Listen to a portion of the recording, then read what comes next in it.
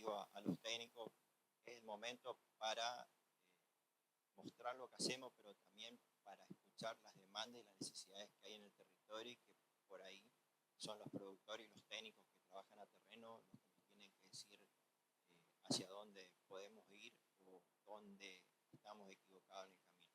No tengan miedo en plantear las interrogantes, las preguntas y también, por supuesto, las propuestas y las alternativas para realizar. Disfruten la jornada. José, gracias a vos y al equipo por llevar adelante esta jornada que tiene su planificación y su organización y hoy estamos dependiendo mucho del clima, pero bueno, tenemos por suerte un algodón dentro de todo bastante lindo. Nos faltan, si por ahí quieren, le damos las maletas y cosechamos también, pero bueno, eso será otro día. Gracias a todos, gracias José. Bueno, gracias Carlos por la presentación, buen día a todos. La mayoría me conoce, yo soy José Tarragó. Voy a contar en primer lugar cómo va a ser el desarrollo de la jornada. La jornada de hoy titulada Cosechando conocimiento en el cultivo de algodón, campaña 23-24 del INTA Las Breñas. Como está en el programa, la idea es, en primer lugar, escuchar a la ingeniera Carolina García sobre la temática avance de investigaciones relacionadas al control de picudo algodonero. Y luego vamos a, junto con Macarena Casuso, Nelson Nadal y Sergio Colli, vamos a contar un macroensayo o un lote de producción que tiene dos tratamientos, uno con fertilización y otro sin fertilización, que es de la cooperadora INTA Las Breñas. Luego vamos a comentar algunos resultados preliminares en el ensayo de variedades comerciales en distintas fechas de siembra de algodón, en la evolución de las plagas y la evolución, digamos, de los rendimientos en esos cultivos. Y luego de eso haremos un pequeño break y iremos al campo y vamos a ver lo que vimos en el salón, pero ya en los ensayos que están en el campo, en la macroparcela de fertilización de algodón, los ensayos de variedades en las 3 fechas de siembra, y ahí se va a adicionar unos ensayos de bioestimulantes de 2 empresas, que es la IMSA y Stoller. Así que comenzamos entonces, y bueno, y antes de comenzar quiero agradecer a Carolina por venir de INTA Saspeña y compartir la jornada con nosotros, así que bueno, pongo tu presentación y te doy la bienvenida.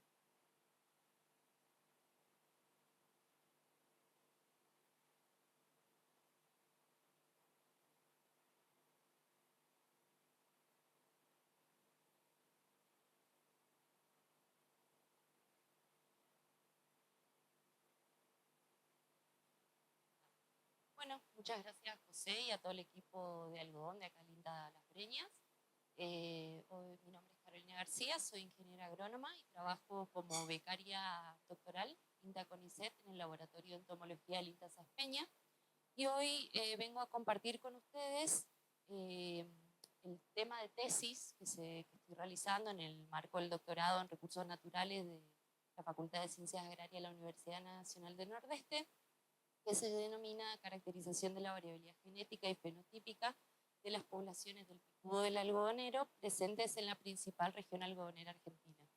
Esta tesis es dirigida por la doctora Ana Laura Nusselman y de codirectora Silvia Lanzavecchia. Ellas trabajan en el Instituto de Insectos de Importancia Agronómica del INTA Castelar. Bueno, a modo de introducción, sabemos que el algodón es la fibra textil natural más importante del mundo, que también se lo cultiva como fuente de productos oleaginosos y alimenticios, y que representa una de las economías regionales más importantes del norte argentino. El picudo del algodonero es la plaga principal de este cultivo. Fue descrito por primera vez por Bogeman en 1843. Su centro de origen sería México, y en Argentina fue capturado por primera vez en 1993 en áreas no cultivadas de la provincia de Misiones, y luego en el año 94 se lo encontró en zonas cercanas a lotes de algodón en Formosa. En Chaco su presencia data entre el 2002 y el 2004. En el esquema podemos observar el ciclo de vida del insecto. El adulto, la hembra, coloca los huevos en los pimpollos florales, el huevo luego de 3 a 4 días nace la larva que pasa por 3 estadios larvales, luego a 7 a 12 días en pupa y luego a los 3 a 7 días nace nuevamente el adulto que comienza nuevamente el ciclo a los 3 a 5 días a volver a colocar huevos. El control del picudo algodonero se basa en el enfoque del manejo integrado de plagas, donde uno combina distintas técnicas o estrategias que son tendientes a disminuir el daño que se produce en el cultivo. Entre ellas, las más importantes, bueno, la correcta elección del lote, la variedad que vamos a usar, las fechas de siembra, el manejo de las malezas, la destrucción del rastrojo post cosecha, el uso de trampas de feromonas y tubos matapicudo, tanto para el monitoreo, para el control, bueno, el control químico que todos conocemos, siempre basándonos en los datos de las trampas de feromona, o en el caso de que sea ya en la etapa de floración, en el monitoreo directo en el cultivo. También tenemos casos de control biológico, el control genético, que se basa en la búsqueda de variedades resistentes o tolerantes. Como ejemplo de esto tenemos el algodón de bráctea frego, que lo que permite es un control químico más eficiente. Y por último, el control legal, que se basa en respetar la legislación vigente en cuanto a las fechas de siembra y las fechas de destrucción de rastrojos, que fue realizado por SENASA para cada región del algodonero. En cuanto al desarrollo de las técnicas moleculares, durante las últimas décadas se han desarrollado muchísimas técnicas moleculares que permitieron la realización de estudios poblacionales de plagas, obteniendo así conocimientos como el grado de aislamiento de las poblaciones, cuál fue el lugar de origen y los procesos históricos que tuvieron lugar durante su evolución en el tiempo y el espacio. La mayoría de estos estudios genéticos son realizados en países como México y Estados Unidos. Aquí en Argentina, autores como Scataglini, Lanteri y Canfaloneri han trabajado en estudios genéticos allá por el año 2000, entre el 98 y el 2007, con picudos que fueron muestreados en la zona de Misiones y Formosa. Y lo que encontraron es que había dos tipos de linajes, digamos, uno con características más ancestrales y otros de invasores recientes. Guzmán, en su trabajo, utilizando otra técnica genética, apoya esta hipótesis de esas autoras, y en el 2021, Racik, en un estudio hecho en Estados Unidos, también toma muestra además de Argentina y encuentra que las poblaciones argentinas son muy parecidas a la del sudeste de los Estados Unidos y que habría muy baja variabilidad genética, tomando muy pocas muestras, digamos, de distintas regiones de Argentina. En base a todo esto, lo que nos planteamos es estudiar la variabilidad genética y morfológica de las poblaciones de picudo Antonomus grandis, presentes tanto en el cultivo como en las poblaciones hibernantes, y también la implicancia que genera esta variabilidad en las características de tabla de vida. En los objetivos específicos, entonces tenemos que estudiar por un lado la morfología, analizar la diversidad genética de las distintas poblaciones, estudiar la tabla de vida y también estudiar la variabilidad genética de las poblaciones hibernantes del picudo del algodonero. En cuanto a primero es cómo realizamos la colección de las muestras. Se realiza utilizando trampas de feromonas o por la colecta directa cuando el cultivo está en floración. Los muestreos se realizaron en Chaco, Formosa, Santiago del Estero y Santa Fe. Y en el caso de las poblaciones hibernales, lo que se hizo fue usar trampas de feromona. Para la caracterización morfológica, se tomaron 30 individuos de cada población. Se usó una lupa, una balanza de precisión y un calibre, y se determinaron distintas medidas morfológicas que la pueden ver en este esquema. Tenemos el largo del rostro, largo del rostro, largo y ancho de pronoto, largo y ancho de élitros, el largo de la primer tibia y el largo total tratar el cuerpo, y otro dato que es morfológico, no es precisamente, se mide con calibre, sino es el peso, se mide con balanza. Estos son los resultados que presentamos en el Congreso de Entomología en el año 2022, con 2 poblaciones mostradas en el 2020. Se tomó una población de Santiago del Estero, recolectada durante la época de cultivo, y otra de Santa Fe durante el periodo invernal. Haciendo el análisis estadístico, lo que encontramos fueron diferencias en 6 de estas variables, que podría estar explicada por, siendo mayor para la población de Santa Fe, que podría estar explicado por que se trata de una población hibernante y que asumimos que un mayor tamaño corporal es sinónimo de supervivencia durante la etapa, digamos, invernal.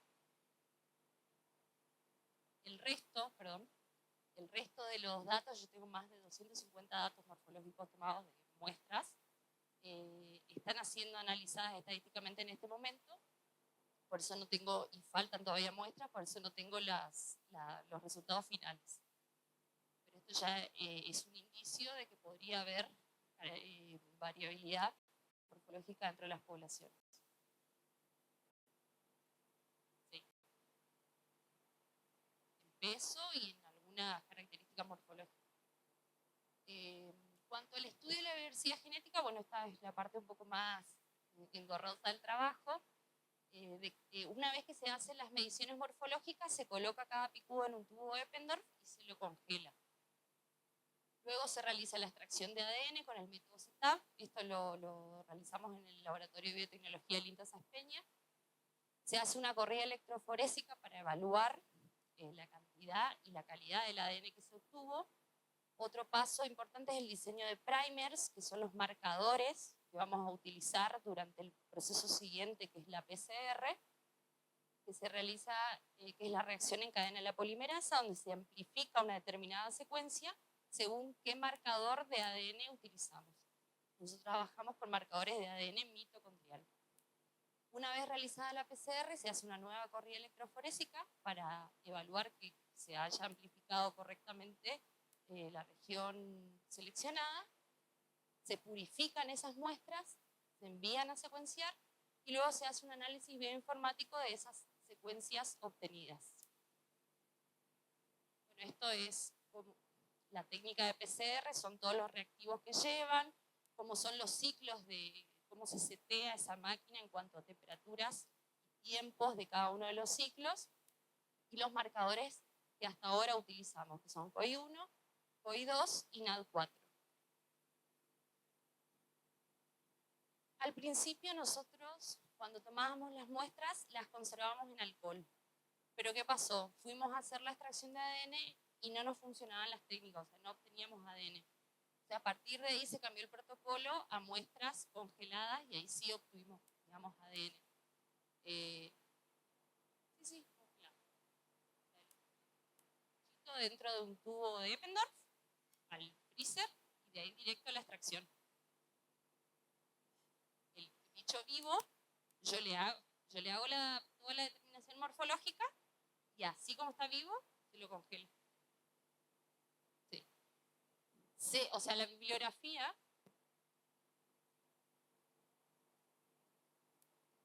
Ah, sí, sí. No, no hay ningún problema.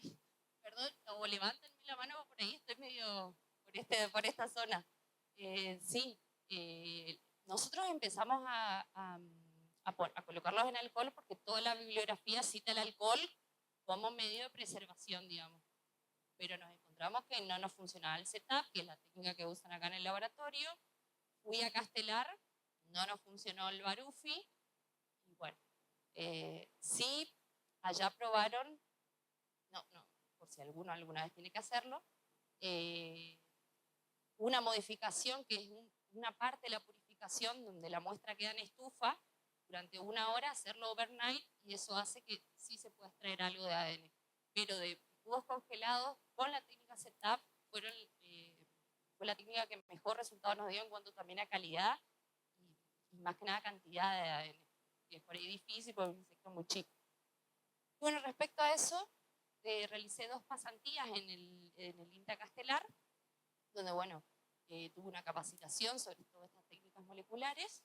Pues bueno, soy ingeniera agrónoma, así que tengo más una base de campo más que la parte genética, así que tuve que aprender un montón.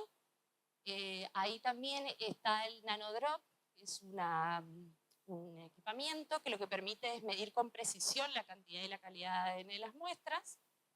Hicimos ajustes de PCR, porque todos esos tiempos que vieron en la diapositiva anterior lleva, digamos, un proceso de prueba, se hacen gradientes de temperatura para obtener la temperatura óptima del proceso. También se hizo la puesta a punta del marcador NAD4 nuevo y se enviaron las muestras a secuenciar. Una parte al UGB, que está en el Instituto de Biotecnología del INTA Castelar, y otra parte a Macrogen, que es una empresa coreana que también hace el servicio de secuenciación. Esto, bueno, es un gel de agarosa, es lo que les explicaba la corrida del gel de la agarosa para verificar que se haya extraído el ADN. Eso es cómo se ve en pantalla el nanodrop, establece la cantidad de ADN y también dos indicadores que tienen que estar en un rango de 1,80 a 2 para indicar que la calidad es correcta, y también nos sirve para evaluar si quedaron restos de ARN o proteína o cualquier otra sustancia, digamos, que haga que la muestra sea impura. Esto es un gel con muestras de PCR. Ahí vemos los distintos fragmentos o marcadores que utilizamos. El que ven chorreado, digamos, abajo es el marcador de masa. Eso nos permite verificar que el resultado de la PCR tenga la cantidad de bases que se supone que tiene que tener por los primer utilizados. Y una vez que nosotros obtenemos las secuencias, utilizamos el programa BioEdit, en donde una vez que manda a secuenciar, obtiene dos lecturas, una forward y una reverse. Y esas se corrigen en primer lugar, luego se alinean y en base a esas dos se obtiene una secuencia consenso, que es la que luego se analiza entre los individuos dentro de una población y entre poblaciones para evaluar cómo es la variabilidad genética. O sea, si vemos diferencias en una posición de bases, se van contando y en base a eso se saca la variabilidad genética. Actualmente tenemos secuenciadas alrededor de 25 muestras, están en placa para enviar a secuenciar 96 muestras de 2 marcadores, así que quedan unas 100 más para secuenciar. Cuando se complete todas las muestras, vamos a obtener los resultados finales de cómo es la variabilidad genética de las distintas poblaciones.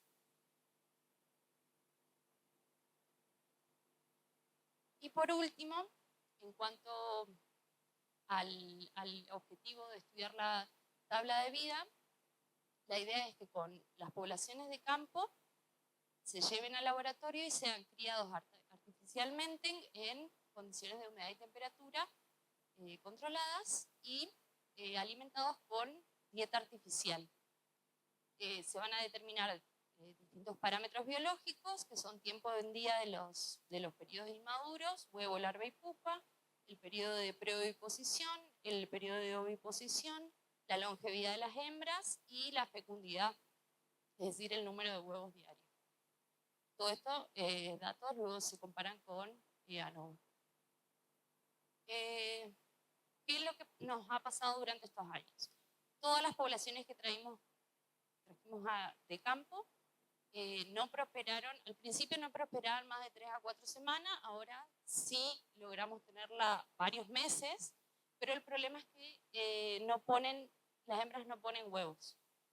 Entonces, en el 2021 quisimos probar la factibilidad de llevar adelante este ensayo y se planteó hacer esto, pero con picudos de la cría artificial que se lleva a cabo en el laboratorio de entomología. Entonces, se partió de pupas de cría, se las sexaron, Una vez que emergieron los adultos, se armaron parejas, se colocaron en potes y a eso se le fueron midiendo el número de huevos que colocaba cada hembra. La técnica de sexado se hace observando el segmento abdominal de la pupa, de la izquierda, la derecha serían las hembras y la de la izquierda serían los machos. Así se coloca cada pareja, armamos 30 parejas en total, se coloca cada pareja en un potecito con dieta artificial y se iba haciendo el recuento de los huevos diarios. Y si moría algún individuo, se determinaba si era macho y hembra y se anotaba. ¿Y qué obtuvimos? Bueno, pudimos llevar adelante el ensayo, obtuvimos que el periodo de preoviposición es en promedio de 11 días, la longevidad de la hembra es de alrededor de 87, el número de huevos por día es de 4, pero va de un 8 a casi 2 por hembra. El número de huevos total por hembra es en promedio de 190, pero tiene máximo de 536, y también había parejas que mínimo de 28, y el periodo de oviposición en promedio de 75 días, pero también vemos que los máximos y los mínimos son muy extremos. 27 grados y la humedad en 60%. Entonces, bueno, determinamos que podemos llevar adelante estos ensayos, lo que tenemos que lograr es que las hembras efectivamente traídas de campo empiecen a colocar huevos. En un principio cultivamos plantas de algodón para obtener pimpollos y de esa manera incentivarlos mediante la alimentación que normalmente tienen estos insectos. Igualmente comen la dieta artificial, pero no nos funcionó tampoco, entonces ahora lo que estamos planeando es colocar hembras fecundadas de la cría dentro de estas poblaciones para que sea como un incentivo para el resto de las hembras a colocar huevos, porque es un método que en Castelar, que también tiene una cría artificial de picudo, les ha funcionado cada vez que traían más individuos de campo para realimentar la cría.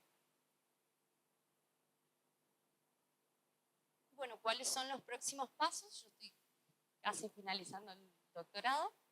La idea es hacer terminar el análisis estadístico de todos los datos morfológicos y realizar la escritura de un paper, que es uno de los requisitos del doctorado. Llevar adelante la técnica de PCR en las 100 y pico de muestras que me quedan por realizar y enviarlas a secuenciar, hacer todo el análisis de esas secuencias obtenidas y, como les comenté, probar otros métodos para lograr la adaptación de las poblaciones de campo a las condiciones de laboratorio. Y bueno, ¿cuáles son las perspectivas a futuro? Obtener, digamos, un conocimiento de cómo es la variabilidad de las poblaciones a nivel regional, poder utilizar esa información en nuevas líneas de investigación respecto al control de plagas y realizar una revisión de las técnicas de control que se utilizan en la actualidad en base obviamente a esos futuros ensayos que se puedan programar. Muchas gracias por su atención.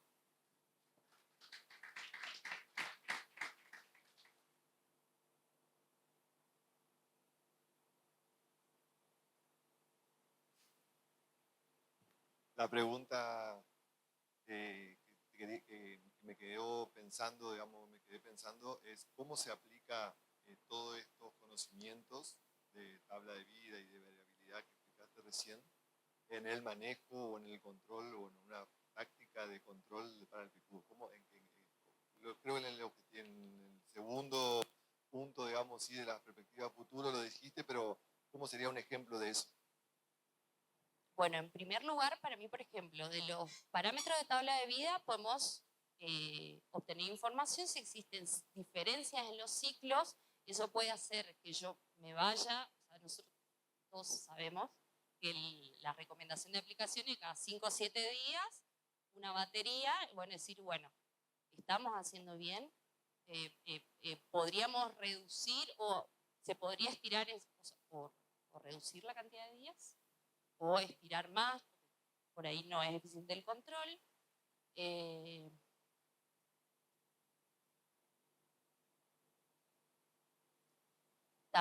Obvio, a mí me encantaría poder hacer un ensayo así a campo, porque para mí es lo ideal, porque en condiciones de laboratorio están todas en las mismas condiciones. Claro. Yo lo veo con mucha perspectiva. O sea, creo que si me esfuerzo, obviamente, no sé si voy a encontrar variabilidad genética, pero digo, bueno, a ver, Canfaloneri lo estudió en el 2000, nosotros estamos en 2024, yo empecé con esto en 2019, digo, bueno, sería muy bueno obtener información a ver si existe y también si encontramos variabilidad genética y después la podemos asociar, a decir, bueno, probemos distintos métodos químicos, distintos productos. ¿Hay diferencia en la eficacia? No. ¿Podemos relacionarla?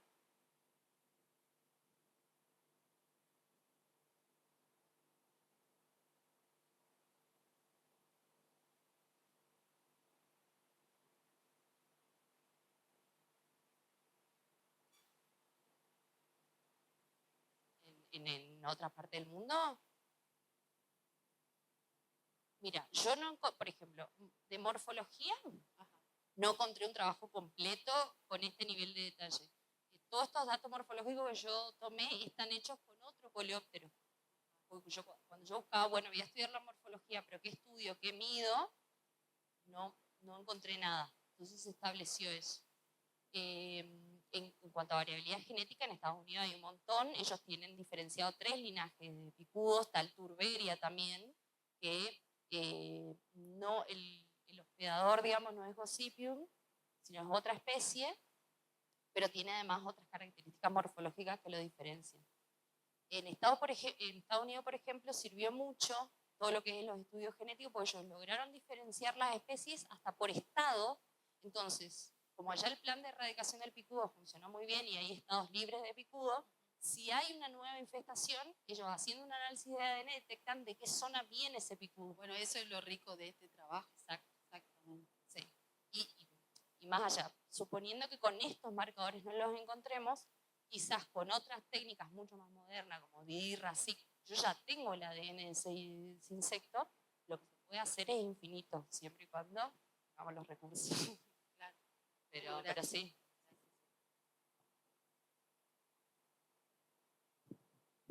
Ya se ve unión, las condiciones ambientales que estamos viviendo ahora, digamos, son excelentes para la protección del picudo, así que el año que viene vamos a tener muchísimo. Justo una pregunta que me hicieron recién también en la entrevista. Mira, nosotros en Saspeña veníamos con los recuentos bajísimos hasta finales de marzo. Ahí empezamos a ver en promedio, hoy estaremos en 15 picudos por trampa. Tenemos más de 20 trampas. Yo les recomendaría hacer una buena destrucción de rastro. Fundamental. Y si pueden, yo sé que es por ahí un poco difícil, o sea, si ahora están por cosechar y no tienen, coloquen trampas y midan si hay o no. Si pueden hacer un control, o sea, una aplicación y destrucción, mejor. Pero bueno, sé que por ahí tocar el bolsillo es un poco difícil. Y otra, bueno, monitoreen este periodo de vacío sanitario, si tienen las trampas, y si no, 60 días antes de la siembra, si pueden, colóquenlas, y si tampoco pueden, siembren, y cuando llegue la época de floración, no pierdan el ojo a los botones. Y lleguen temprano, porque lo fundamental es que no empiece a reproducirse, porque es impresionante la capacidad reproductiva que tiene el insecto.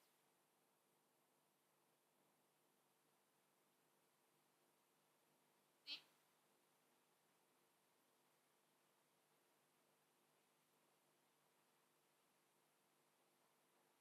Son todos de campo, son todos de pimpollo.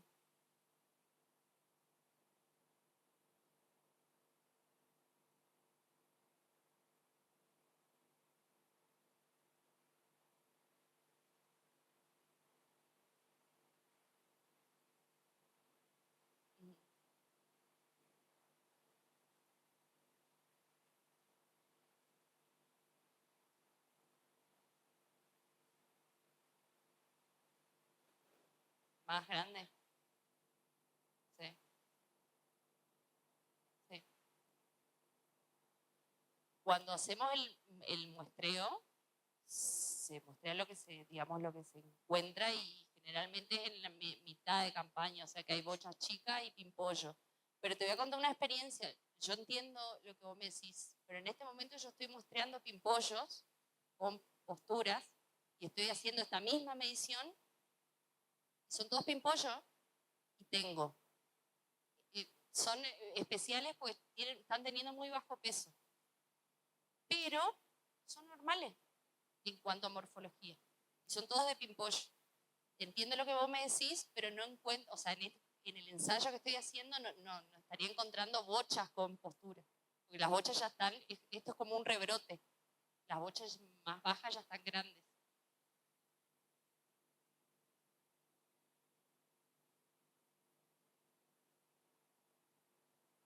Claro, para aparecer el invierno.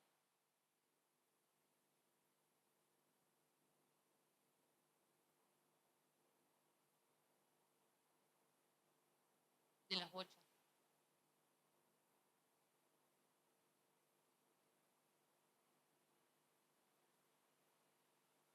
Sí.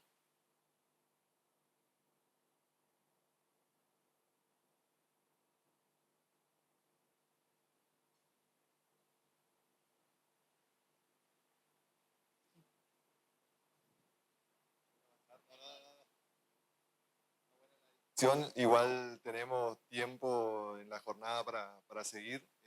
Vamos a avanzar porque tenemos muchas cosas para mostrar. Bueno, continuamos, avanzamos entonces con la presentación. La idea de la jornada era esto, un poco hacerlo conversado. Interrumpan, pregunten lo que quieran preguntar. Si se prolonga la discusión, vamos a tener, o los comentarios, podemos continuar en la recorrida a campo. Vamos a tratar de terminar para llegar más o menos 11 menos cuarto y tener una hora de campo en la recorrida, que creo que va a ser justa para poder recorrer todo lo que queremos mostrar. Entonces, antes de comenzar, queremos explicar un poco las condiciones de explicar, digamos, si los dos ensayos o los dos grupos de ensayos que tenemos, el de la macro parcela de fertilización de algodón y los ensayos de las variedades con la fecha de siembra, queremos hacer un pequeño comentario de las condiciones ambientales de esta campaña. Todos sabemos lo que sucedió en la zona, en la región y en el país. Y un poco para ponerle valores a esos, hicimos un análisis desde los meses de octubre, noviembre, diciembre, enero, febrero y marzo, en el que representamos las temperaturas máximas y las precipitaciones que se dieron durante esos meses. En la gráfica se puede ver que octubre, que es el mes donde yo necesito acumular el agua para la siembra, llovió menos de lo normal. En negro está la precipitación que se produjo esta campaña. En naranja están las precipitaciones de la serie. Y en rojo, con signo positivo o negativo, el déficit o el exceso, digamos, sí, según lo que haya llovido.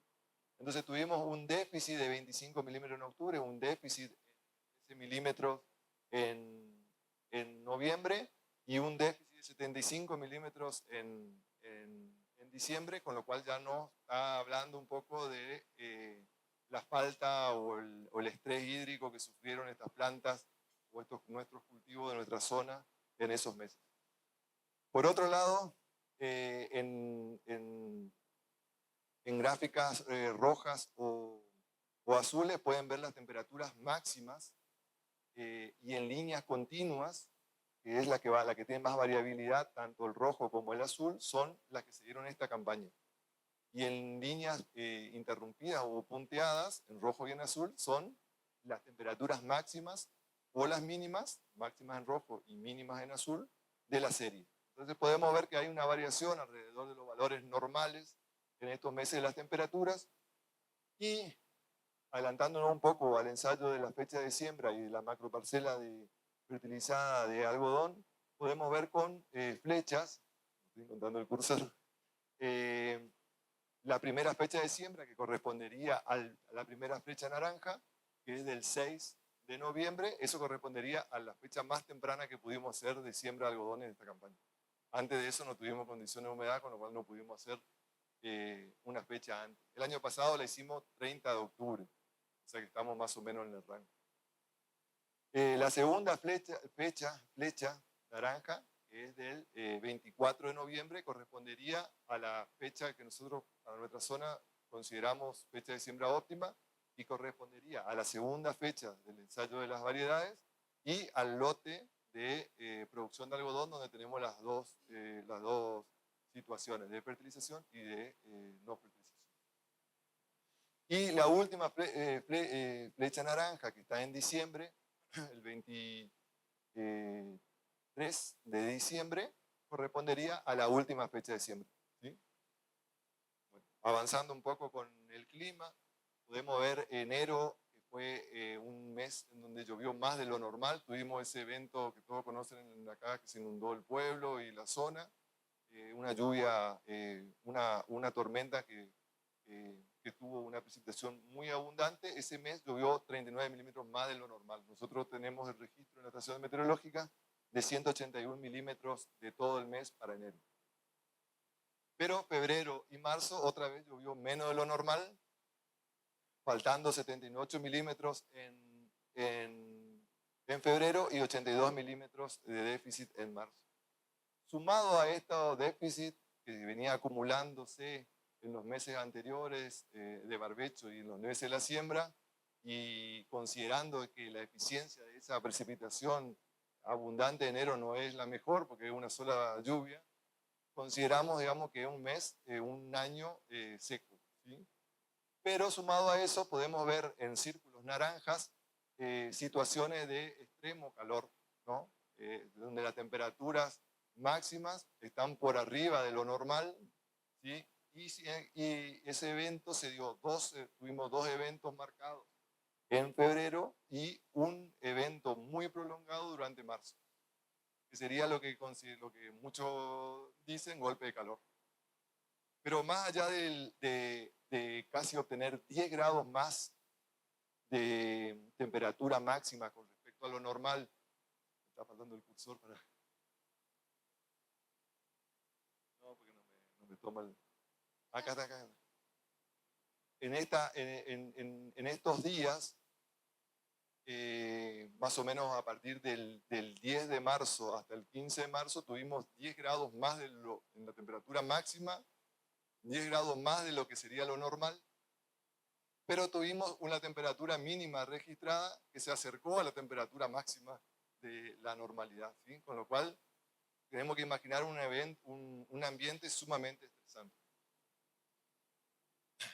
Entonces, como consideración y para tener un poco la idea cómo fue el clima en la campaña y cómo afectó esto, lo que vamos a mostrar ahora más adelante, podemos decir que en la campaña 23-24 fue caracterizada por un déficit hídrico, elevadas temperaturas durante los meses de febrero y marzo, y es que ese déficit hídrico y las altas temperaturas afecta diferencialmente las distintas combinaciones de las variedades y las fechas de siembra, ¿sí? Porque el evento,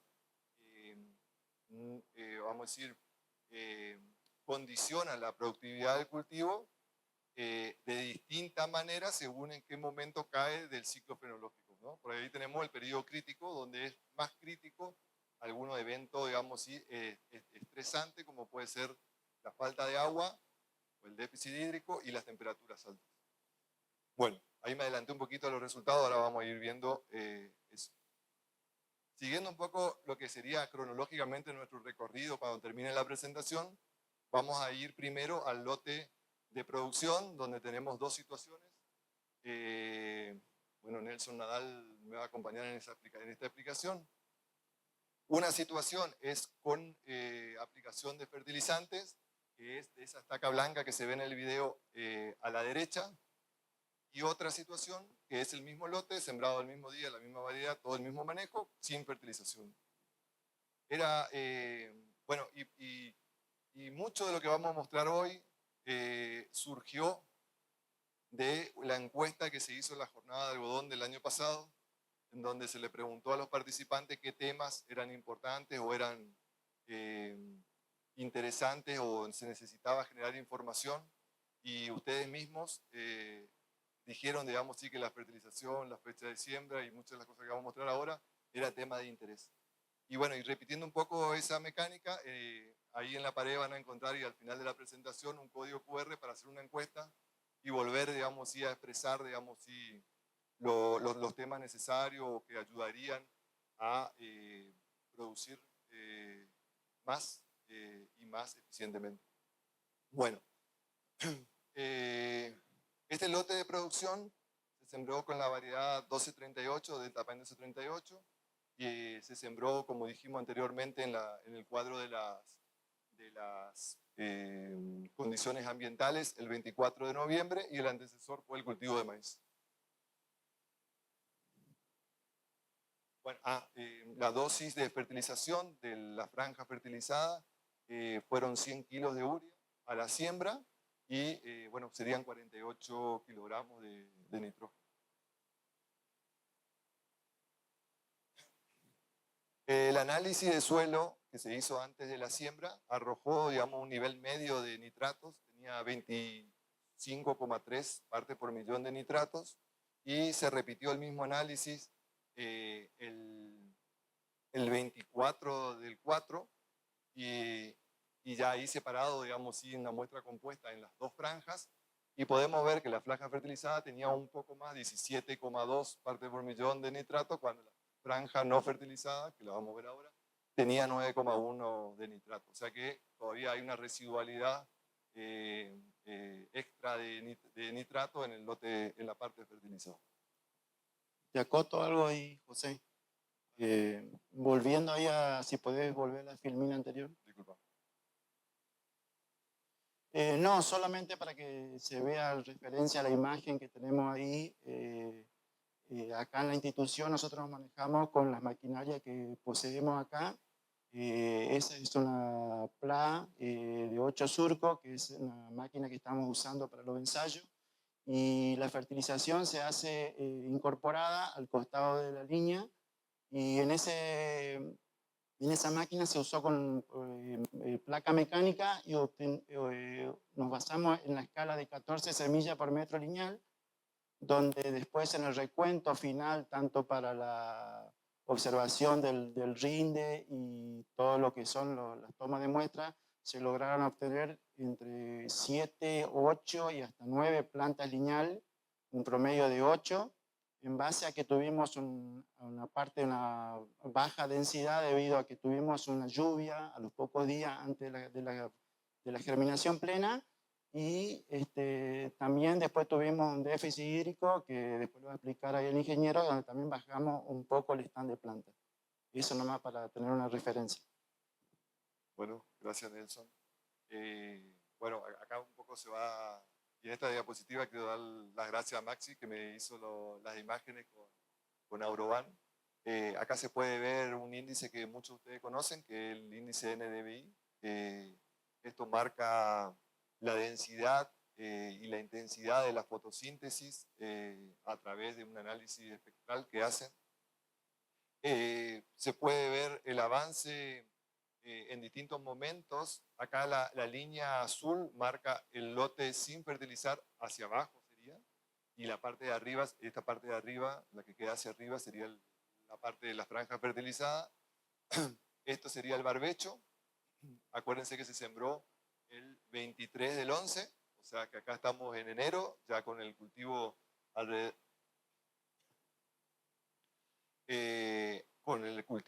de un poquito más de un mes y todavía vemos bastante bajo el valor, digamos, de NDVI. Cuanto más verde, más intensidad de la fotosíntesis, más actividad. Esto es el periodo de estrés que dijo recién Nelson, que la verdad que sufrió bastante el lote. Luego, si avanzamos un poquito más en el tiempo y nos vamos al 24 de enero,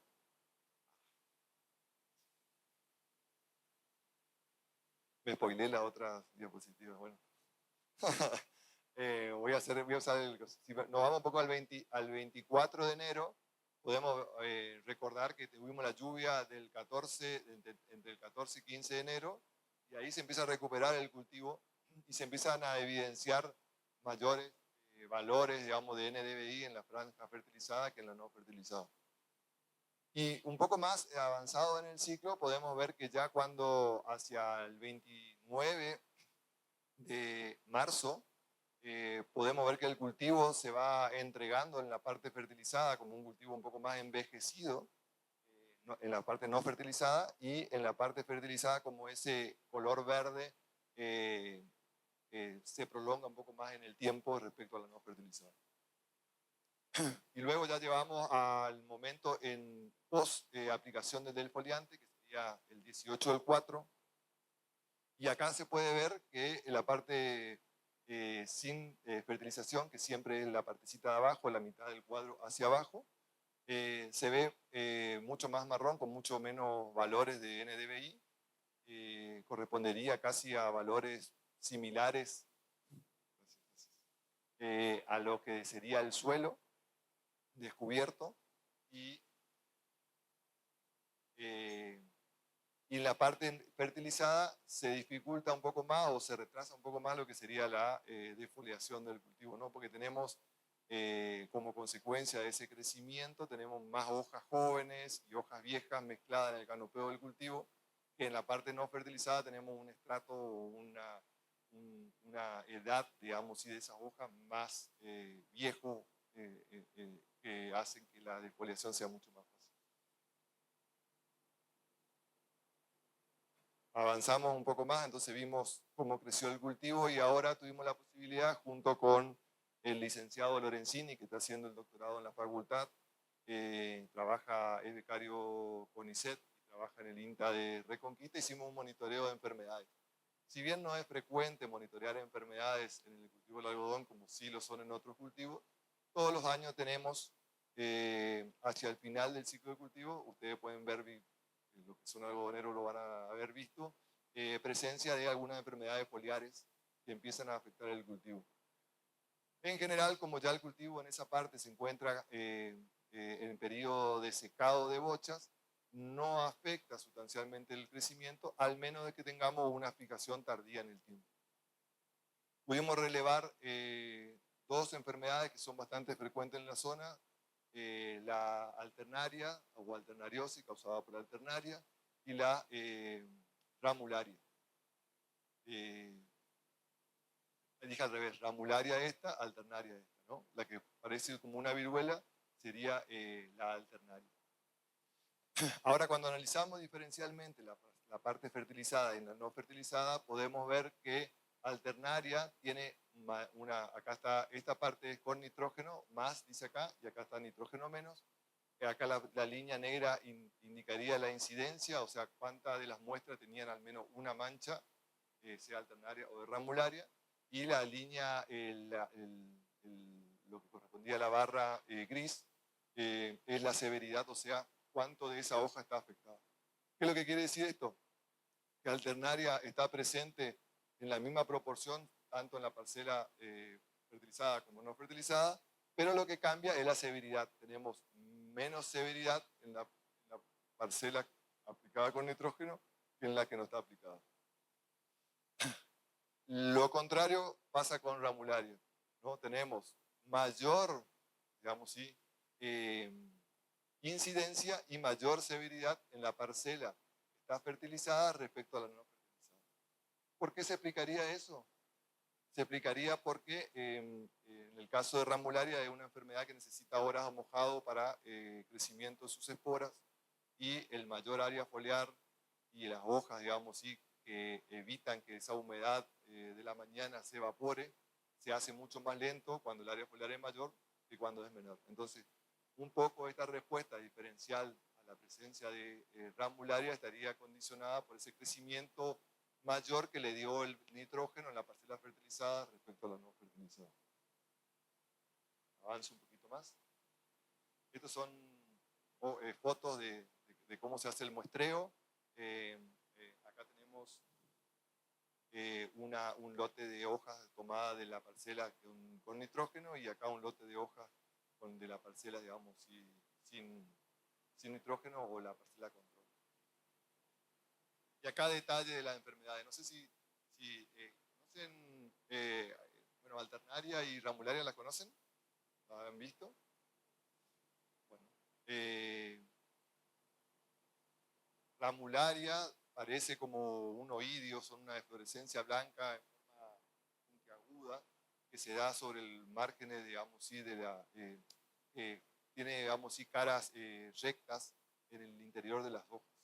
Y bueno, y alternaria, no, alternaria es como una viruela, son manchas cloróticas redondas con un centro más claro.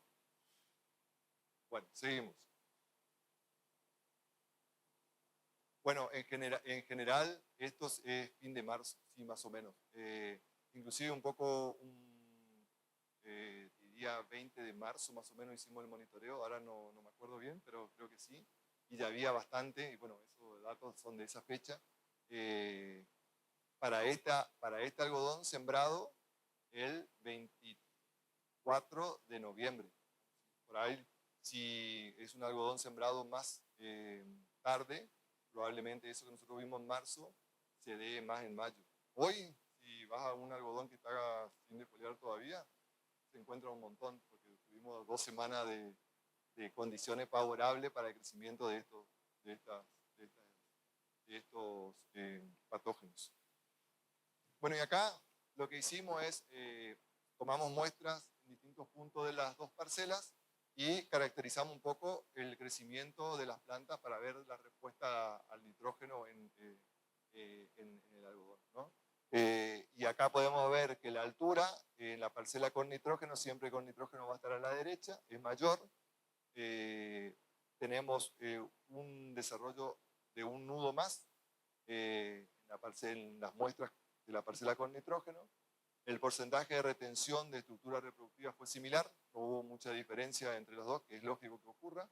Y sí tuvimos diferencia en los cantidad de capullos por planta. Sí tuvimos 0,8 capullos más de promedio por planta en la parcela con nitrógeno respecto de la sin nitrógeno. La altura se tomó ya cuando antes de hacerla, unos días antes de hacer la defoliación, o sea, el cultivo ya estaba finalizado en su crecimiento, en su primer, vamos a decir, ciclo de crecimiento, si queremos decir.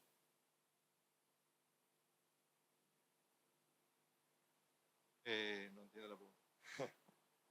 Lo que se hizo del muestreo, para que entienda, es se determinaron porciones homogéneas del lote, se tomaron plantas continuas de 1 metro en varios puntos, 5 puntos distintos, y esos son los que se mapeó. Y no por plantas, sino por superficie. En algún lugar entraron, no sé, 8 plantas, en otro lugar entraron 7, en otro 9, ¿sí? Por superficie, porque si yo tomo plantas individuales puedo cometer el error, digamos, ¿sí? De extrapolar eso a la cantidad de plantas. Si está sola la planta y no tiene vecino, puede tener más bocha o más crecimiento o más altura por una cuestión de recursos y no es una cuestión, digamos, ¿sí? del tratamiento. No sé si respondí tu pregunta. No tanto. Bueno, ahora me la seguí haciendo. Bueno, avanzamos un poquito más. Ahora viene el rendimiento. Nosotros encontramos una diferencia, bueno, según nuestra estimación, ahora ustedes nos van a decir a su voz a ver si les parece que está acertado. La parcela sin fertilizar, estimamos que va a rendir 2.900 kilos, 2.908 kilos de algodón, y la parcela con fertilización 3.630 kilos. Tenemos una diferencia de 721 kilos de algodón en bruto entre la aplicación de 100 kilos de urea o no, digamos. Cuando eso lo llevamos, bueno, el desmote nos dio similar, bastante parecido, 40%. Esto es un micro desmote realizado de esa cosecha manual, ¿no? Una cosecha mecánica, por eso por ahí son valores muy altos, pero son los que se obtienen, digamos, ¿sí? De ese algodón cosechado, con una micro desmotadora, y si usamos estos valores de desmote y llevamos fibra, tenemos 1.169 kilos de fibra en la parcela sin fertilizar y 1.477 kilos de fibra en la parcela fertilizada, lo que da una diferencia de 308 kilos de fibra por la práctica de la fertilización. ahora venimos a la parte económica. Acá Nelson me va a dar una mano que hizo este trabajo. Lo bueno es mostrar con nuestros costos. Adelante. No, no.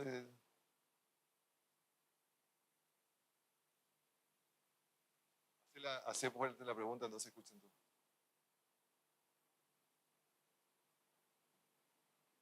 Sí, sí, sí, sí. Mira, yo no lo mostré acá, pero no hay, en general, en algodón, cuando uno tiene que mover el rendimiento, el principal componente es el número de capullos por planta, ¿sí? Porque el capullo puede variar entre 4, 5 gramos, 6 gramos, ¿sí? Depende de la posición en la planta, depende de la estación de crecimiento, con lo cual, si uno modifica 0,1 gramo un capullo, que es un montón para un capullo, eso mueve muy poco el rendimiento a comparación de poder fijar una posición más. En una posición más está fijando 4 gramos más directamente y incrementando 0,1 gramo para compensar una posición, tenés que hacer 10 capullos. ¿Sí? ¿Entiendes? O sea, entonces, en general lo lógico y lo que cuando nosotros queremos obtener alto rendimiento, tenemos que aumentar la fijación, ¿sí? El porcentaje de fijación y el número de capullos por planta. ¿Sí? Si no se modifica el porcentaje de fijación, que acá digo que no hubo mucha diferencia entre las plantas, lo que pasaría es que la planta fertilizada generó más crecimiento, más posiciones, tiene un N mayor, ¿sí? Y fijó un valor proporcional a eso. ¿Se entiende? Entonces, como estamos partiendo de un N mayor en la planta fertilizada, el porcentaje de fijación me da similar al otro, ¿sí? Pero en números absolutos es más. ¿Entendés? Como que una planta te fija 30 posiciones, te genera 30 posiciones, la otra te genera 40. El porcentaje de fijación es lo mismo entre los dos, pero de este 40, o sea, son 4 y de acá son 3. ¿Entienden la diferencia? Por eso el porcentaje de fijación muchas veces no explica la diferencia de rendimiento, porque puede ser que haya producido menos cantidad de estructuras reproductivas, o punto fructífero, como se dice. Bueno, y acá vamos entonces con la explicación. José, disculpa.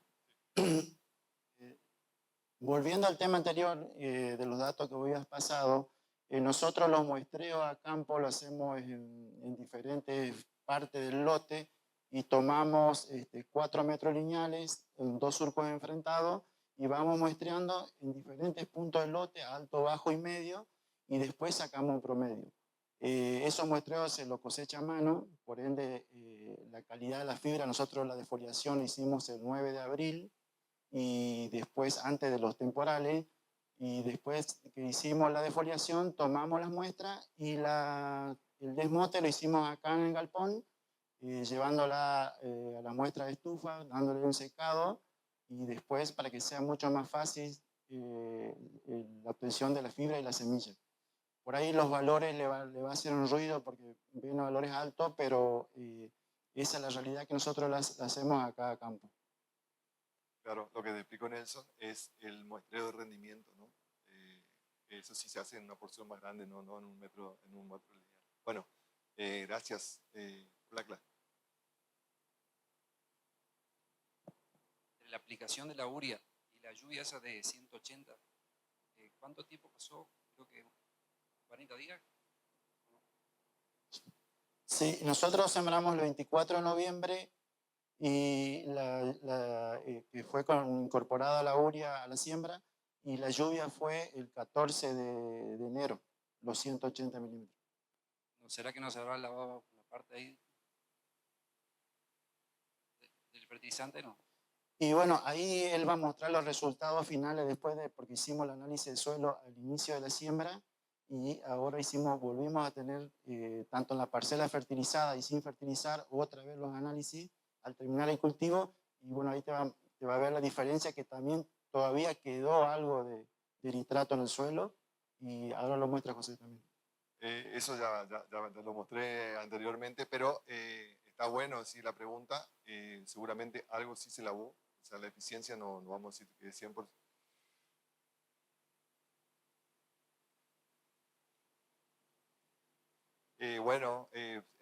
Vamos a decir, tiene un proceso, digamos, sí, para que pueda ser absorbido y puede durar, dependiendo de la temperatura y la humedad, puede durar alrededor de 30 días. Pero yo creo que si bien no te puedo confirmar de que no se haya lavado algo, lo que sí se vio en el lote, inclusive se vio a través del NDVI, que hubo una respuesta de crecimiento diferencial que tiene que estar asociada a ese nitrógeno, a incremento, digamos, sí, en el nitrógeno, porque, digamos, se ve a través del índice normalizado, del NDVI, y se ve también en el rendimiento y en el crecimiento del cultivo, digamos, sí, se veía, lo van a ver ahora productivamente, es marcado la diferencia.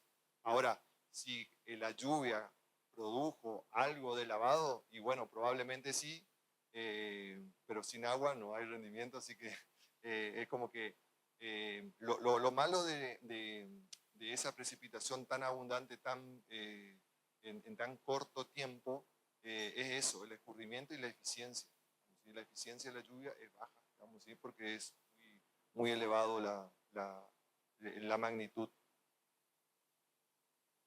Bueno, seguimos porque nos vamos a terminar, ¿no? Nosotros acá vamos a presentar ahora un dato de costos. Son los costos estimativos, lo que nosotros calculamos, los que considerando todo como servicios y considerando los rendimientos y los valores que mostramos anteriormente.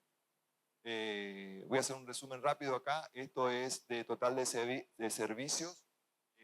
Tenemos 96 dólares por hectárea para la parcela sin fertilizar y 101 para la fertilizada. En semillas y cosecha tenemos en total 356 dólares por hectárea de gastos. Eso después vamos a ir sumando todo. Estos son el total. El lote tenía 24 hectáreas. Estos son todo lo que se usó en la totalidad del lote. Esto es el costo directo de todos los insumos que se ocupó. Acá está incluida la urea en la última fila. Esto da un total de insumos de 243 dólares para la parcela sin fertilizar y de 345 dólares para la parcela fertilizada de insumos. Luego, en el margen bruto, esto consideramos un precio de algodón de 360 dólares por tonelada.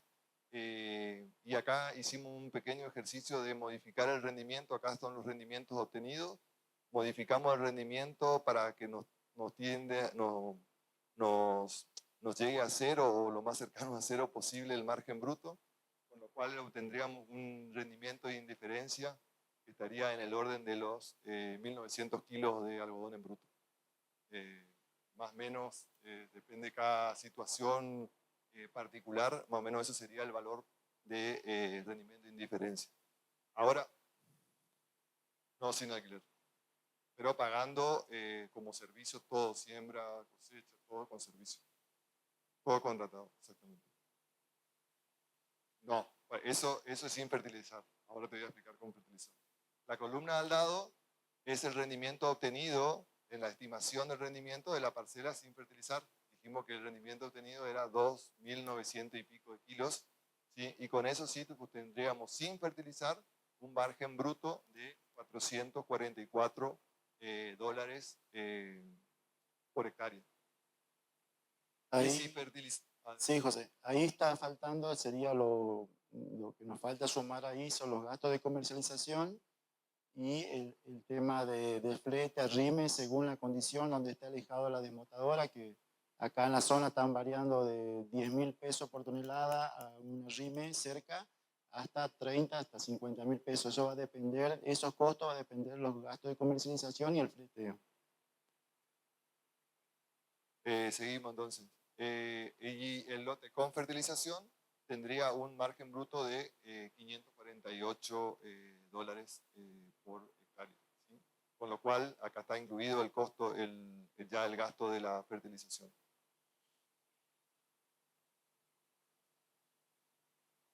¿A dónde dice agroquímico? ¿Esto? Este valor es el que viene de la tabla de arriba. De la uria capaz que está hablando él. Ah, pero tienen 100 más porque él contó la uria, $51 la bolsa de 50 kilos de uria, serían 100 kilos, serían casi 100 y pico de dólares más. Tiene que... a ver, voy a volver para atrás. ¿Para que no me vuelve ahora? Sí, me quiero apurar y me parece que... Sí, pero no. Ahí, ahora sí, ahora bien. ¿No? Esos valores son estos que están acá, remarcados. Son el total de insumos. ¿Eso es lo que me está diciendo? ¿Dónde dice agroquímicos? Fíjate, este 243, 200, es... Y ahí están los $100 más de la uria Porque por tiene hectárea. todo el mismo manejo que el otro, más $100 más por el costo de la urea, porque esta columna corresponde a la parte de fertilización. Ah.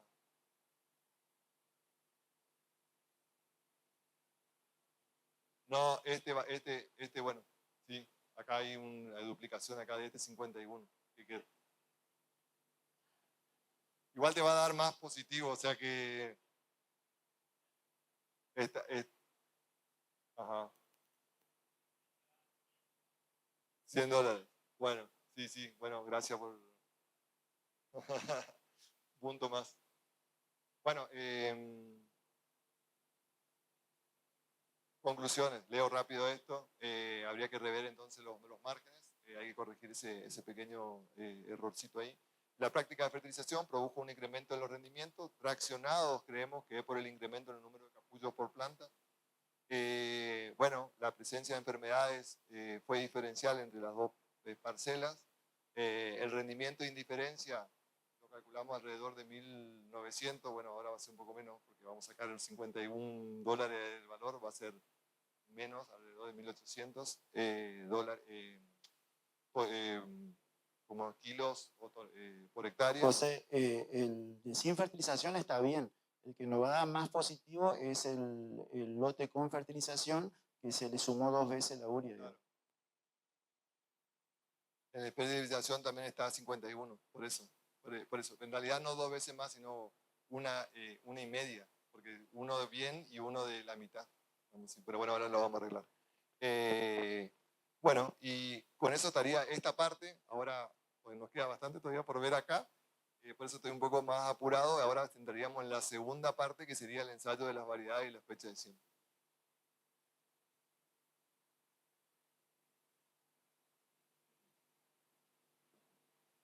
Sí, también. Hola.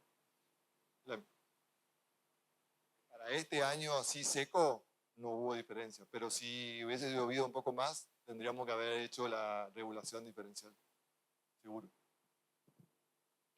Bueno, para esta parte lo que podemos hacer es, puedo terminar de exponer y vamos a discutirlo al campo, porque Bueno. lo que tenemos miedo es que no podamos llegar, entonces por eso lo hacemos más rápido y discutimos allá.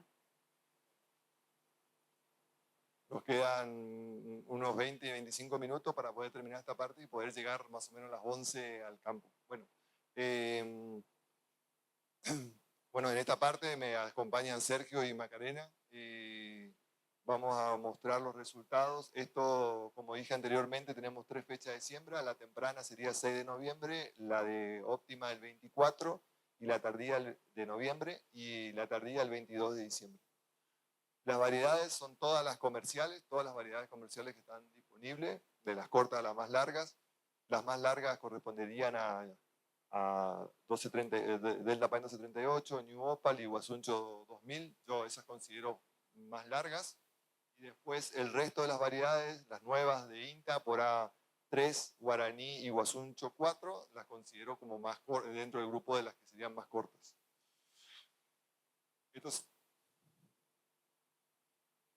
Esto se sembró, acá justamente lo que se quiere ver el efecto de la variedad y la fecha de siembra, entonces se aplicó o se se puso fertilizante, ahí se puso 200 kilos de urea por hectárea y se hizo 30 días antes de la siembra, justamente eso considerando lo que hubo tu pregunta de hoy, para que la disponibilidad de nitrógeno no sea una limitante.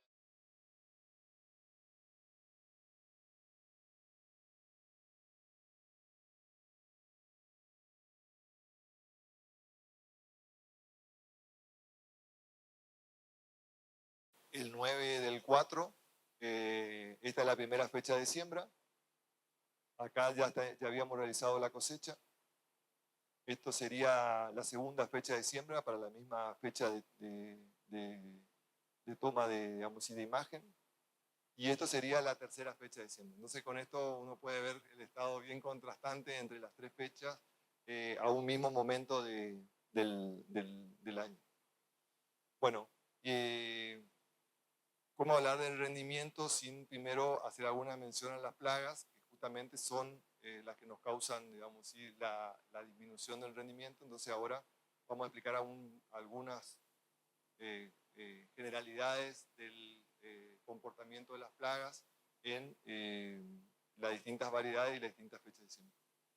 Bueno, una de las cosas que nos habían planteado la campaña pasada a través de las encuestas fue que teníamos muchos problemas con el tema de control de trips en etapas iniciales del cultivo.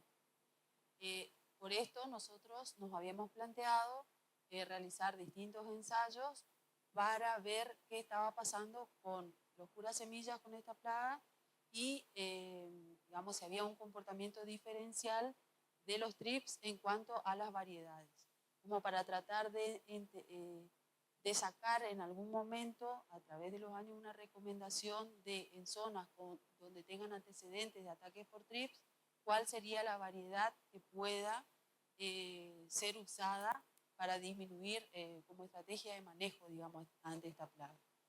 Bueno, la campaña pasada, ese fue el problema, y esta campaña, ahora José les va a contar cuáles son los resultados que fuimos obteniendo de los ensayos de variedades. Bueno, acá pueden ver que este gráfico correspondería a la primera fecha de siembra en los distintos monitoreos que se realizaron, que son todas estas fechas que están acá. Se puede ver que hubo baja presencia de trips, ¿sí? Pero en la segunda fecha de siembra, si bien hay solo 20 días de diferencia entre una y otra, alrededor de 20 días, sí ya empiezan a incrementar, digamos, sí, o incrementaron la cantidad de trips. Y vemos que algunas variedades mostrarían, digamos, sí, como una tendencia a tener más poblaciones de trips que otras variedades.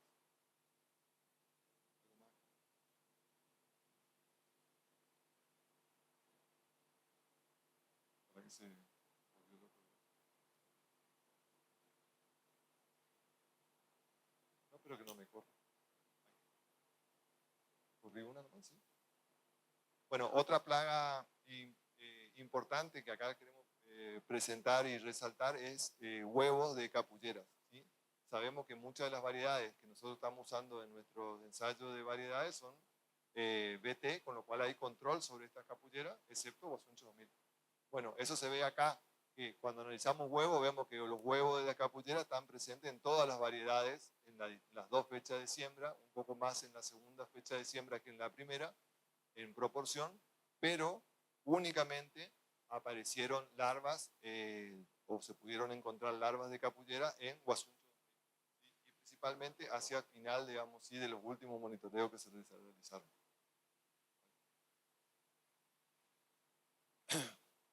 Lo que sí encontramos, y todos los años encontramos, es distintas especies de spodópteras asociadas, digamos, ¿sí? Al cultivo del algodón, que en general se encuentran a partir de inicio de floración o en la parte reproductiva del cultivo.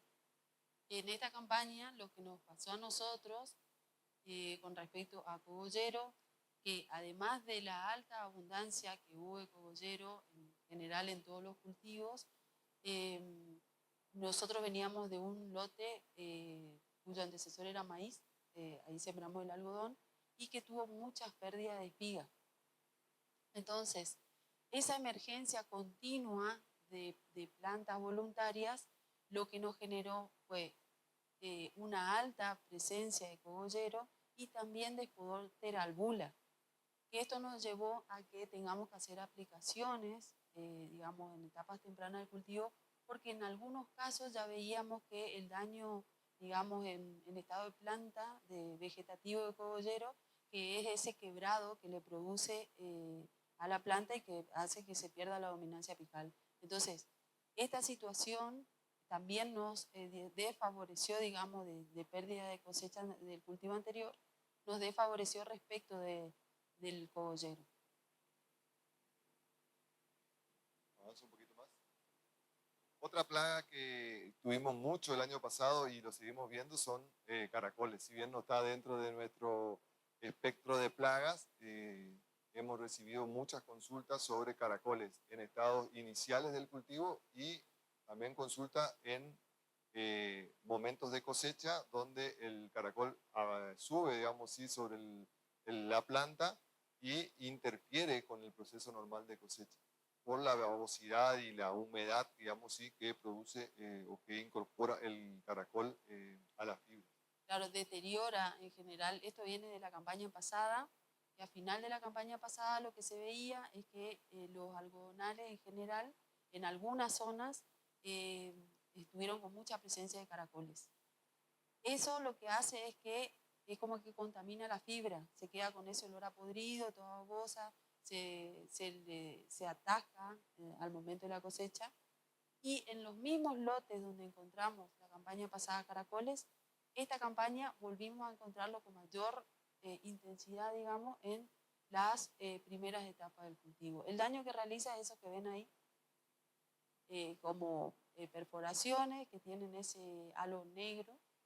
Y bueno, y es una plaga que en realidad lo que estamos aprendiendo, porque también hace el daño en soja, es que el manejo para plaga, digo yo, para caracoles, se debe realizar, digamos, un manejo de tipo preventivo, es el más eficiente. Porque si bien esta campaña al inicio del cultivo del algodón empezaron a hacer aplicaciones con bombas atómicas, ese no es el manejo que uno puede llegar a recomendar, sino empezar desde ahora tratar de observar o detectar la presencia de dónde están los caracoles en las malezas, que generalmente se refugian en malezas, en borreria, hay como rodales donde están los caracoles, y allí tratar de implementar, utilizar cebos, que eso nos va a prevenir tener este mismo problema en la campaña siguiente. Ese grafiquito, esa barrita que indica acá, es un lote sembrado tarde de algodón, en que el 70% de las plantas tenían daño de caracol, de plántulas, digamos, en estado de plántulas. Bueno, acá podemos mostrar esto mientras... Bueno, a raíz de eso que dijimos anteriormente, de las encuestas y de la necesidad de conocer el efecto de los curasemillas sobre estas plagas de estadios iniciales, se hizo un ensayo donde se probó imidacloprid con tiodicar y un testigo sin curasemillas. Y se midieron distintas plagas. Bueno, este año TRIP no apareció en este ensayo, con lo cual no pudimos evaluar, digamos, si controlaban los TRIP, que era un poco el objetivo. Lo que sí aparecieron, y ya viene apareciendo hace varias campañas, sobre todo en las campañas secas con mucha intensidad, son las cochinillas. Acá sí encontramos, digamos, sí, que el tratamiento, digamos, sin aplicación de curasemilla, o los que tenían aplicación de curasemilla, todos tenían TRIPs en distintas cochinillas, en distinta, digamos, sí, cuantía o cantidad de plantas afectadas por cochinilla. Y entonces avanzamos un poquito más, después que ese ensayo seguía, y acá voy a poner este videito, si puedo. Bueno, meto mi cuchara otra vez, José. Sí. El tema con las cochinillas era que ante la presencia no sabíamos con qué insecticida podíamos llegar a controlarla o bajar las poblaciones, porque necesita varias aplicaciones. Entonces, acá lo que queremos mostrarle es como que podríamos plantear como una evaluación preliminar a lo que podría ser un manejo de cochinillas con un producto como el Sulfoxaflor, que fue lo que nosotros encontramos que utilizan en otros países como una alternativa para el control de esta plaga. Bueno, no probamos dimetoato. En realidad, pudimos hacer este ensayo gracias a que la empresa Corteva nos facilitó el Sulfoxaflor. Entonces, porque está registrado para algodón y para otras plagas, digamos, entonces tratamos de ver a ver cómo plantearnos el manejo según lo que hace el productor. Porque en realidad lo que nos plantean siempre es que el productor trata de comprar un producto y bajar varias plagas. Entonces, en base a eso, nosotros estamos tratando de buscar respuestas hacia lo que nos plantean ellos. Ustedes, digamos. Bueno, Pará, y avanzamos. nos mostraste, ¿Sí mostré? ¿no? ¿Lo contaste? Ah, no conté el... Bueno, claro, mostré el gráfico, pero no conté. Esto viene de este ensayo anterior. Acá datamos 20 días después de la siembra del cultivo. Todo este gráfico correspondería a la parcela que no tiene aplicación de cicloxactor en este caso, y esta, la de la derecha, sí con aplicación. Y acá vemos esta gráfica que yo resalté con rojo, que es la frecuencia. Acá no se puede contar, digamos, la cantidad de cochinilla, entonces lo que hicimos, bueno, lo que hizo ella, con Constanza, que está ahí al lado, era contar cuántas plantas de 1 metro tenían cochinilla y cuántas no. Entonces sacamos una frecuencia de plantas con cochinilla, ¿sí? Presencia, ausencia. Y bueno, y con eso calculamos esta frecuencia que se mira acá a la derecha, y vemos que acá hay como un 50%, depende de cada uno. Acuérdense que viene de este ensayo anterior, todo esto está sin aplicación y esto está con aplicación. Y acá la frecuencia en los distintos tratamientos con el cura semillas se puede ver que la frecuencia bajó bastante con respecto a esto. Bueno, esto tenemos que seguir trabajando, seguir encontrándole la vuelta, pero es una plaga que la vimos hace no mucho tiempo como una plaga importante, y bueno, tenemos que empezar a encontrar estrategias de manejo. Aparte, una vez que ya está en el lote, se queda en el lote, no es una plaga que uno puede eliminarla, entonces hay que prever y buscar estrategias de manejo para campañas problemáticas. Bueno, y ahora avanzamos un poco con el rendimiento, creo que todos están esperando esto, o por lo menos yo. Acá, a modo de simplificar, este es un primer análisis que se hicieron de los rendimientos del cultivo, a modo de tener un pantallazo de lo que vamos a ver ahora en el lote. Con línea negra o en barras negras está la primera fecha de siembra, y a la par la misma variedad con la segunda fecha de siembra, ¿sí? Con barras grises. Fíjense que así a simple vista podemos ver que los niveles de rendimiento de la primera fecha de siembra fueron superiores, independientemente de la variedad, a la segunda fecha de siembra, ¿sí? La media de todos estos rendimientos de la primera fecha de siembra de las barras negras da 3.820 kilos, independientemente de la variedad, y las medias de la segunda fecha de siembra da 2.997 kilos. ¿Sí? Eso como un primer análisis. ¿Por qué? Porque acuérdense de que cuando vimos el ambiente, vimos que la lluvia de enero cayó más cerca de la floración de la primera fecha de siembra, ¿sí? Que se sembró antes, ¿sí? Se sembró el 6 de noviembre, que de la segunda fecha de siembra, ¿sí?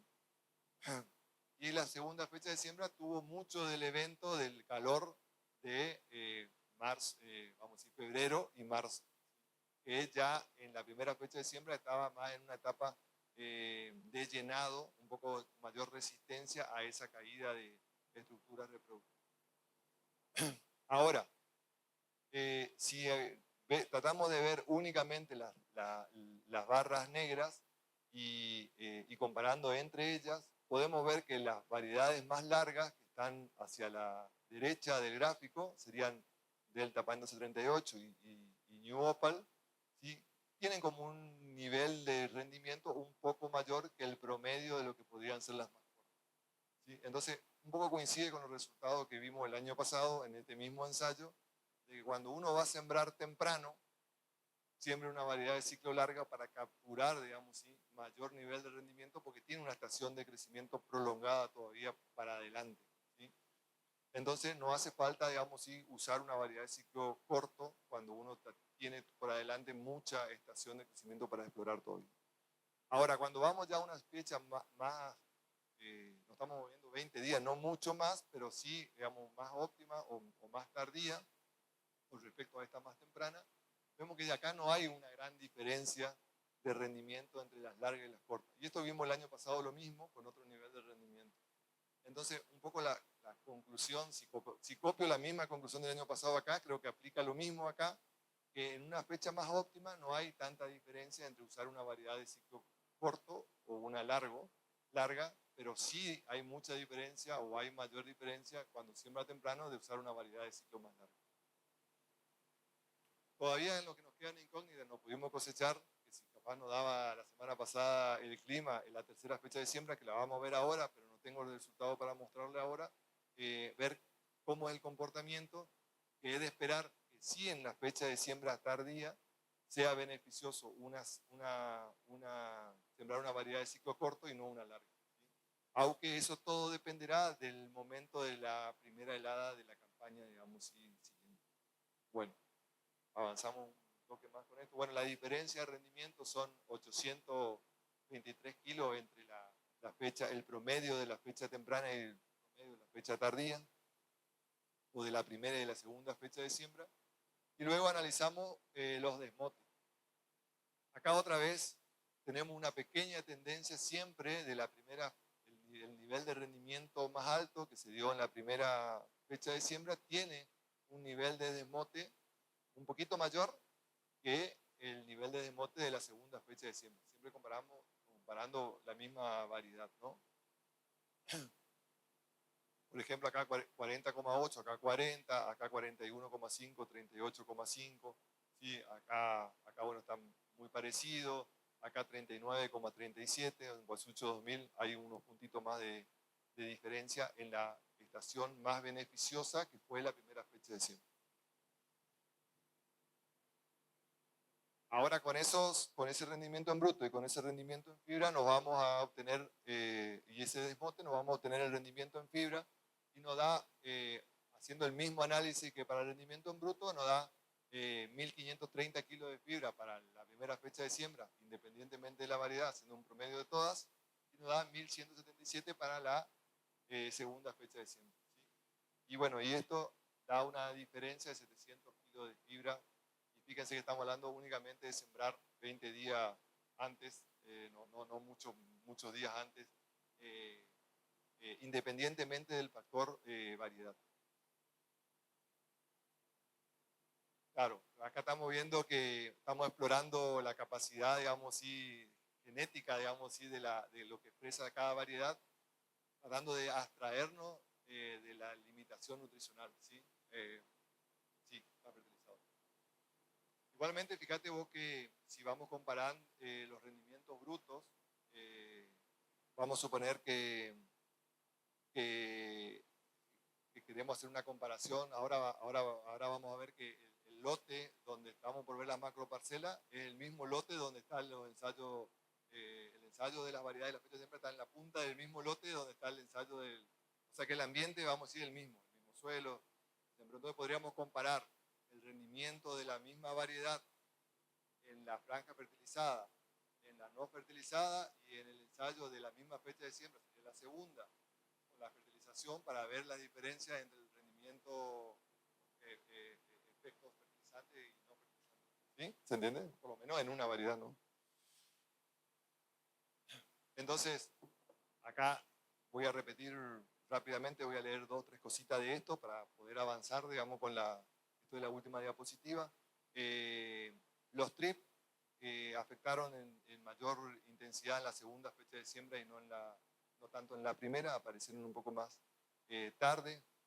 Las podópteras, dijimos, encontraron huevos, pero únicamente orugas en las variedades Guasuncho 2000. Capullera, ¿qué dije yo? Las cochinillas presentaron una alta frecuencia de plantas afectadas durante el periodo seco. Luego, después de eso, de la lluvia, un poco disminuyó la frecuencia de plantas afectadas por cochinillas.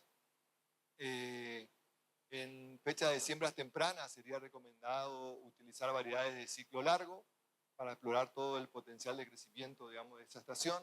Y en fecha de siembras óptimas, que sería mitad de noviembre para nuestra localidad o nuestra área de influencia, no habría mucha diferencia en rendimiento utilizando variedades cortas o largas.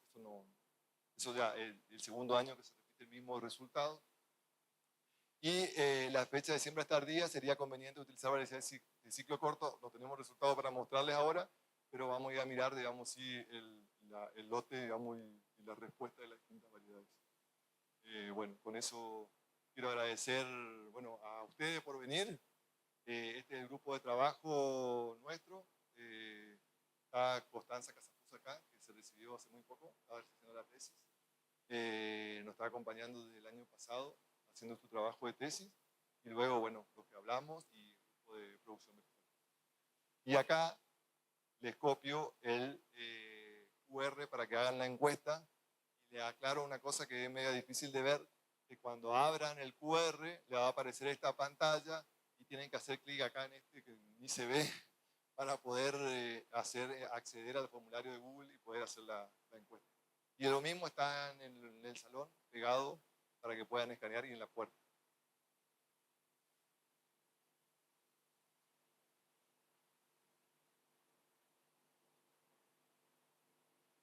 Entonces ahora vamos acá afuera hay café y bizcochitos.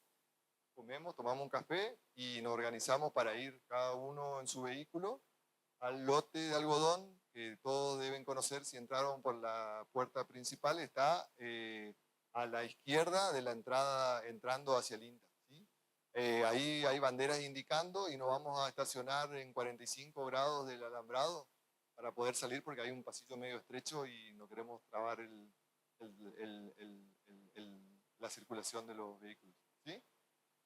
Bueno, ¿alguna pregunta? ¿Algo? Creo que terminamos.